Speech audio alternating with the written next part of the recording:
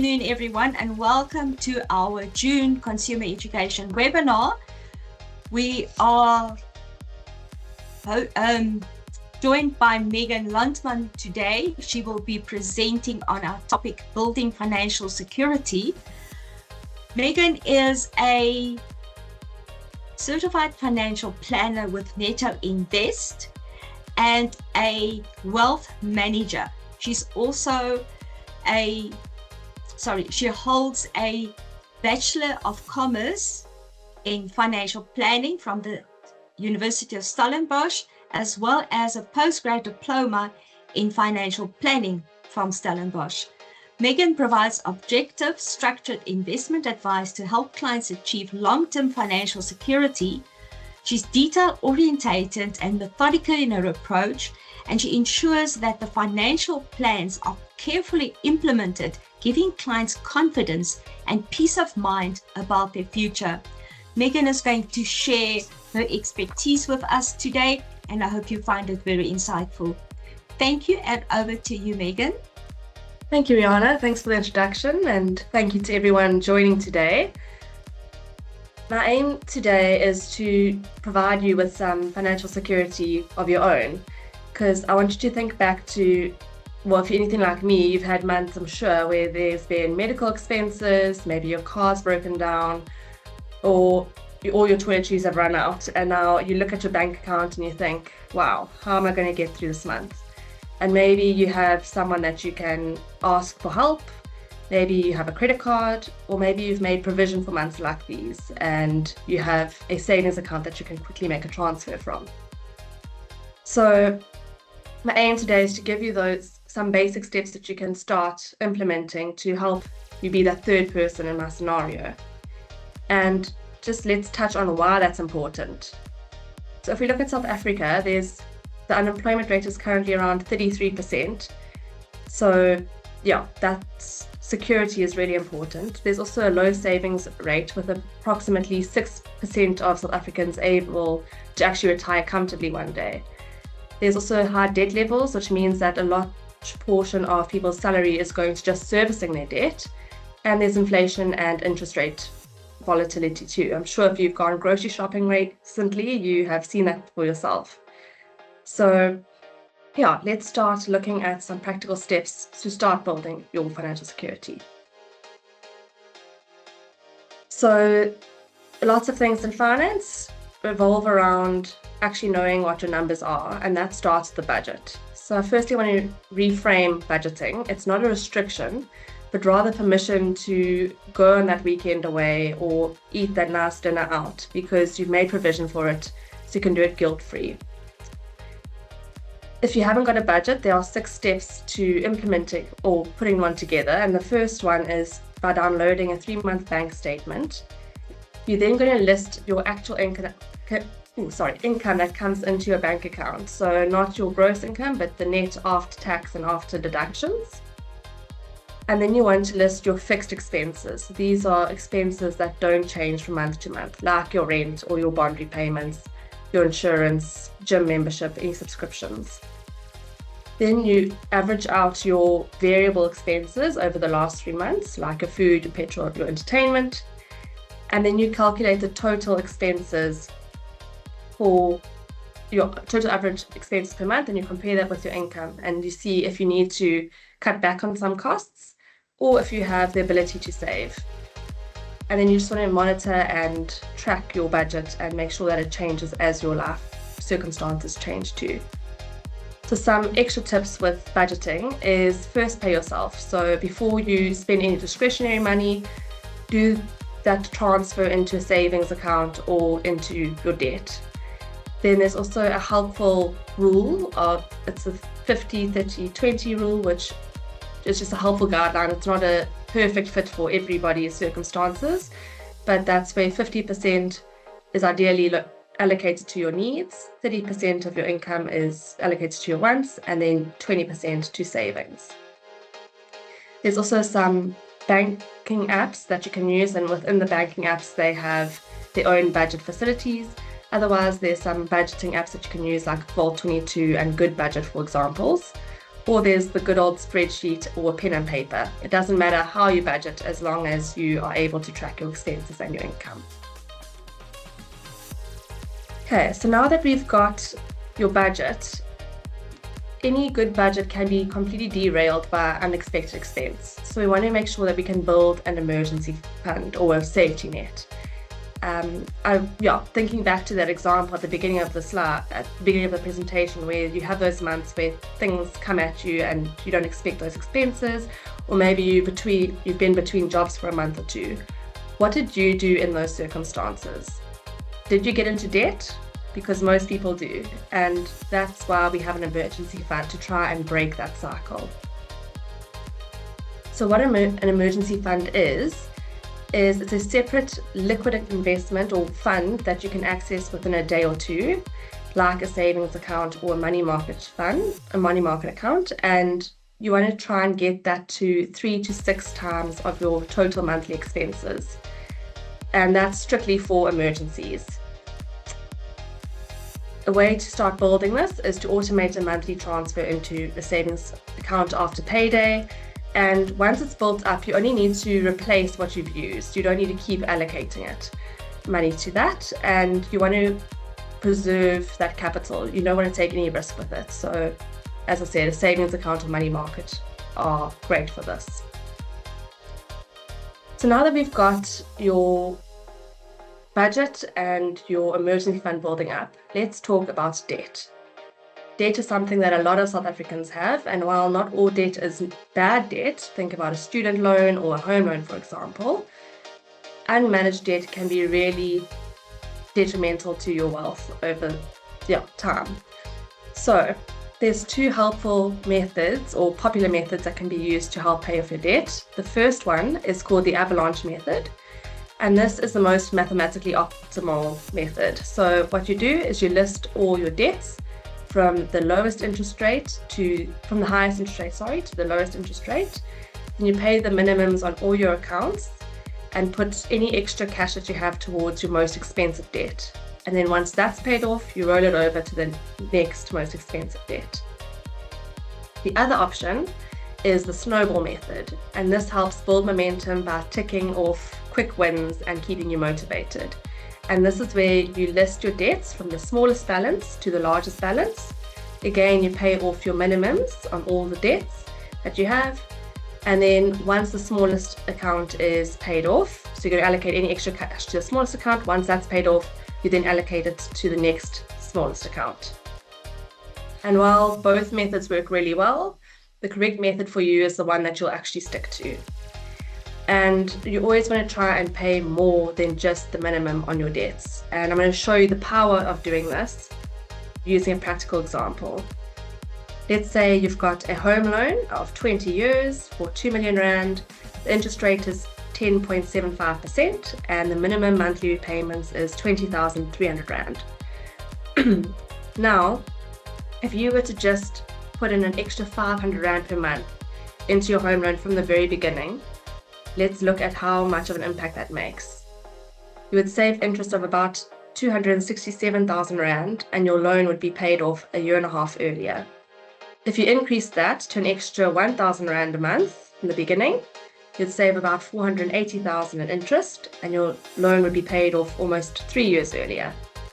And if you increase that to 2,000 Rand, you'd save about 800,000 in interest over the whole period, and your loan would be paid off about 5 years early.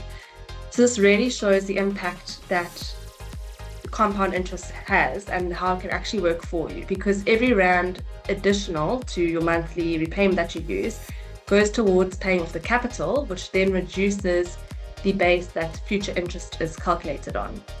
And some banks also offer access bonds, and this is a really incredible facility because you can actually still access those additional contributions. So if you do have an access bond, that's also usually a really good place to hold your emergency funds, because you can access the funds quickly, but just make sure that it is actually accessible before you do that, please. So now that we know that paying extra into your debt can have a massive impact, what does this mean when you're planning to make a big purchase, like buying a house or buying a car? Well, surprise, surprise, you want to go back to your budget and you want to look at what the maximum repayment you can afford is. Then try and build in a buffer of 15 to 20% to allow for inflation rate increases or life changes that might happen. Don't go, if you were to go to the bank with the maximum that you can handle and interest rates increase, you might be in a position where you're actually unable to afford your own house, and we don't want that. There's also other costs that need to be considered when looking at the cost of a car or the cost of a house.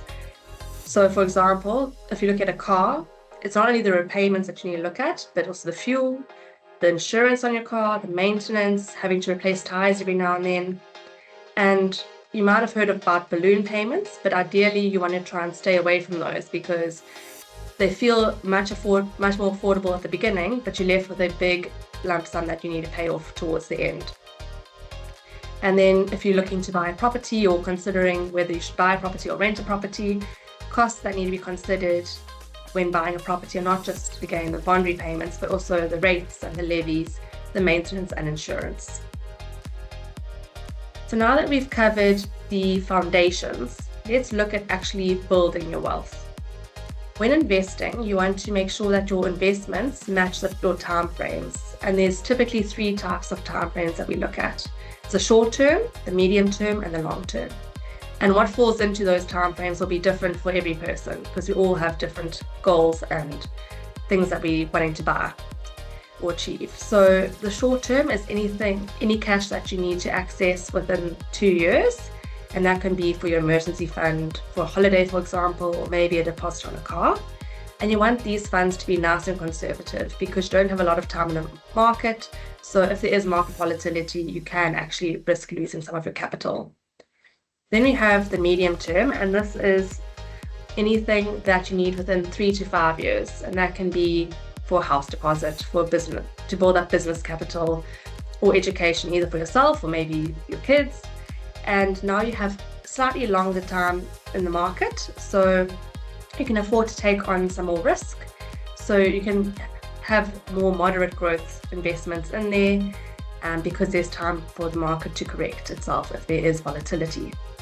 And then the long term is anything from 5 years onwards. And typically that's talking about retirement, but it could also mean if you're wanting to buy a second house or a holiday house or trying to build up generational wealth. And here you can allocate all of the funds to growth investments because there's a long time frame to allow for the market to correct itself when there's been volatility. The important thing with investing is that it's always better to have time in the market rather than trying to time the market. So the best time to start is always today. So building your wealth is one thing, but now we also want to make sure that we're protecting what you've built because you've worked hard to earn your money, so you want to make sure that your assets are safe. And your ability to earn an income is actually your most valuable asset, not like your car or your house, but this is something that you're going to need to build up your wealth and one day your retirement. And the way we protect this is through insurance. So if you have financial dependents, you can take out life cover, and this will pay out a lump sum when you've passed away. I'm sure most of you have heard about life cover. I'm sure you get those calls like I do, offering it all the time. Again, you don't want to be overinsured, but you do want to make sure that your dependents are looked after if you do pass away. Then there's lump sum disability cover, and this pays out a lump sum if you're unable to work. That can help pay off your debt and just any additional costs. Then the really powerful one is income protection, and this pays out a monthly amount if you're unable to work due to illness or injury. Then you can also have short-term insurance to protect your assets like your car, your home, for example. And then another thing is medical costs. So I'm sure you're aware that medical costs can be really substantial, and that can lead to really difficult financial decisions needing to be made. And medical aid is another way of just protecting you and your family from having that. Even if it's a hospital plan, it offers protection. Then some other things that we don't always think about when it comes to protecting our assets is actually having a will in place. And that's more to make sure that the assets that you do have are allocated how you'd like them to be. It's your final say of this is how I'd like my assets to be allocated, and that protects your family. And then you can also protect your investments from tax in a legal way by making use of tax-efficient vehicles like tax-free savings accounts or retirement funds. But with this, I strongly recommend speaking to an FPI-approved certified financial planner to make sure that you've covered all your bases. So I've covered quite a lot in quite a short time. So I'm just going to summarize in a few actions items that you can actually take to start implementing some plans to get to your financial security. And it's almost payday, so there's no better time to start than now. So first of all, if you haven't got a budget, start by drawing up your budget, seeing what your excess cash is that you can either spend or put towards your debt or savings, or if you need to start cutting back on some costs because you're dipping into your emergency fund a bit too often, then that's the first place to look at. Then open up a separate savings account for your emergency fund and start automating debit orders into that. If you have debt, list all your debt, who it's with, what the outstanding amount is, the interest rates on each account, and the minimum monthly repayments. Then you want to choose the repayment strategy that you would like to make use of and which one will work better for you. And if you find that the one isn't motivating you, move to the other one. Try it out, but as long as you're paying more than the minimum requirement, that will help take control of your debt again. And then review your insurance cover. Do you have insurance cover? Do you still need it? Make sure that you have beneficiary nominations where necessary, and just make sure that whoever you and your dependents are well covered in case of death or disability. And last but not least, review your will. Make sure that that changes as your life changes. You don't want to have a second child and have left all of your assets to your first child. They're not going to be very happy. So that's a document that needs to carry on changing as your life circumstances change. And that brings me to the end of that. I'm now going to open the floor for any questions.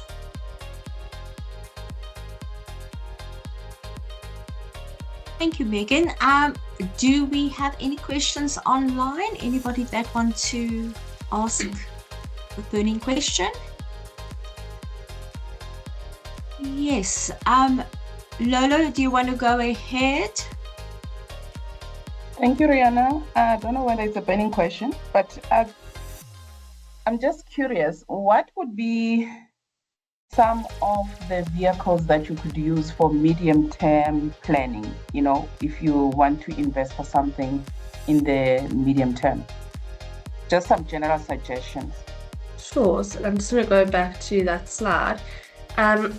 So with medium term, obviously I can't give advice here, but you can have, so you've got conservative assets, which are like your cash and your bonds, and then you've got growth assets, which are more like shares or equity and your property. So a medium-term investment would be in a unit trust that's a balanced strategy that has a bit of the growth assets like like property and equity, but also some conservative assets like cash and bonds to make sure that if there is market volatility, some of it's invested conservatively to keep your capital, to not have all your capital at risk. And you always want to diversify your portfolios. That helps reduce risk as well. I hope that helps answer that.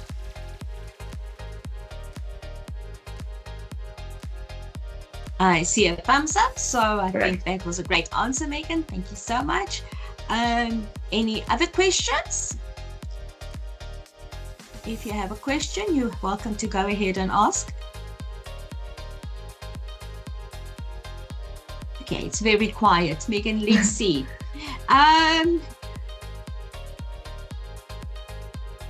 Given the current economic conditions that we're in and people are struggling, how do we still get to save?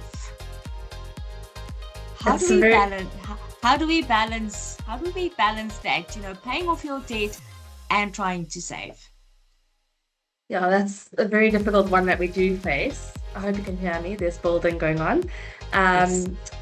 But again, starting off with your budget and seeing, okay, are there any expenses that are unnecessary? Do I have to use all of my subscriptions for Netflix, Showmax, etc.? Can I cut back on something like that?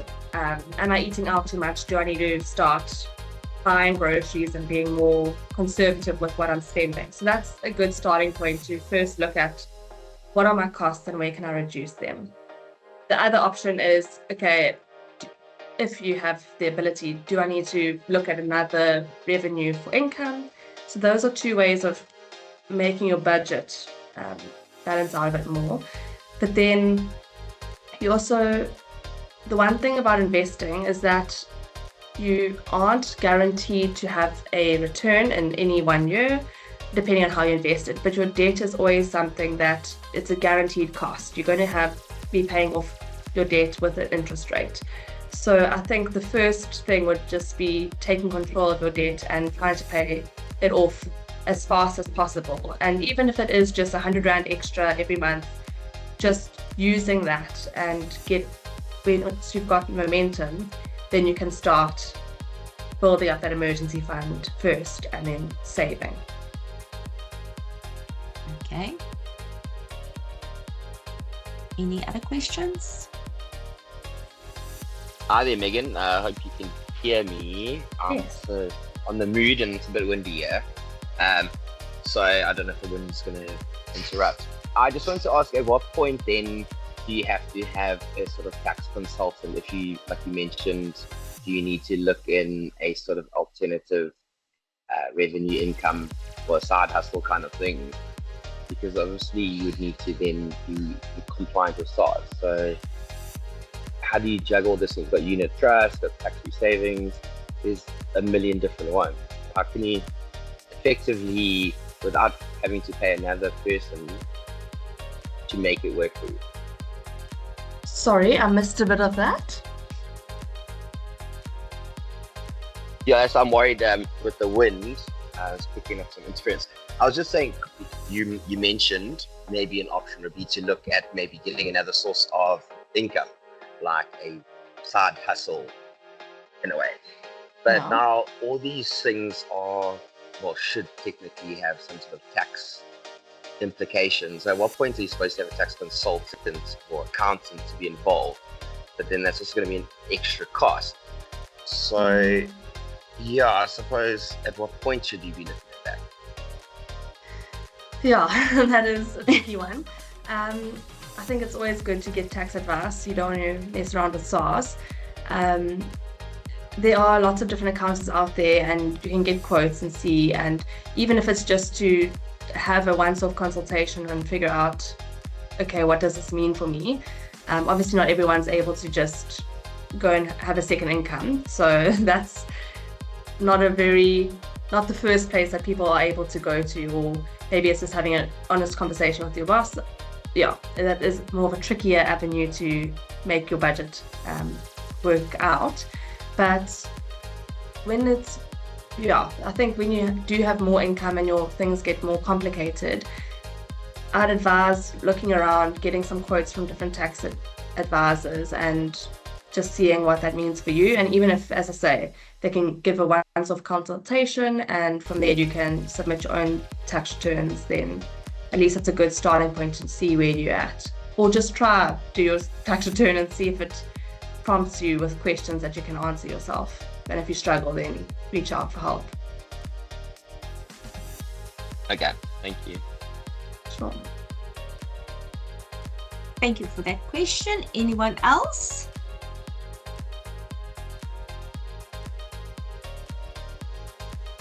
Okay. Megan, let me pose a question again. Sure. What is the one piece of advice, that you will give to young professionals that is just starting out their financial journey?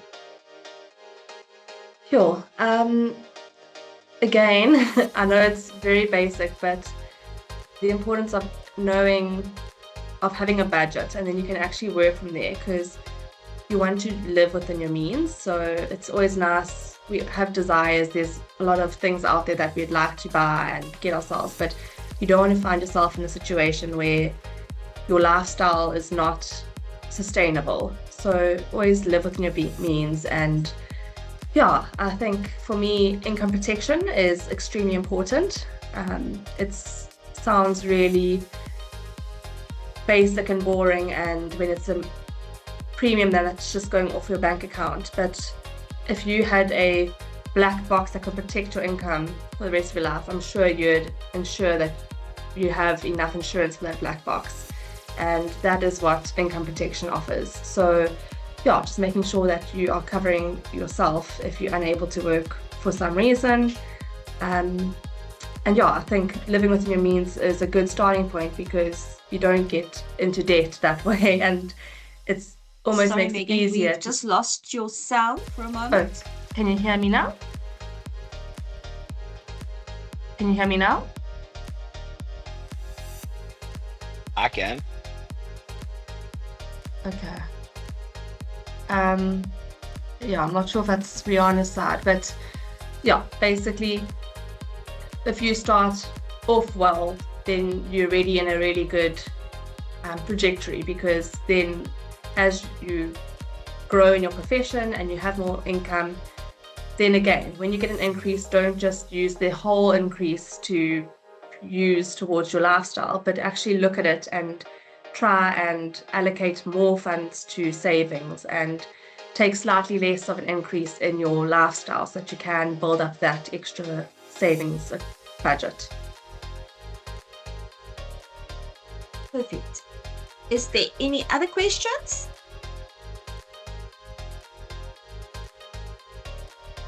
I've run out of questions, so I'd love to have a question from our audience. One last question.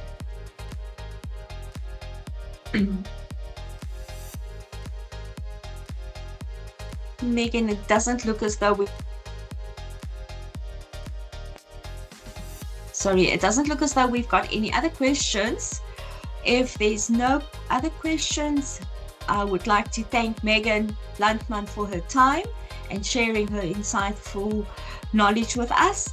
I'm sure the audience have gained valuable information that they will be able to use to plan better and make sure that they cover their debt, as well as some savings for the future. Thank you, Megan. Thanks, Rihanna. Thanks, everyone, for joining. Thank you to our audience. Thank you.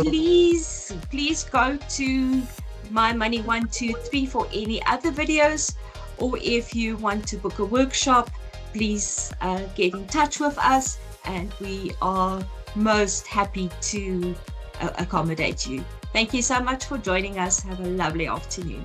Thank you, everyone. Thank you.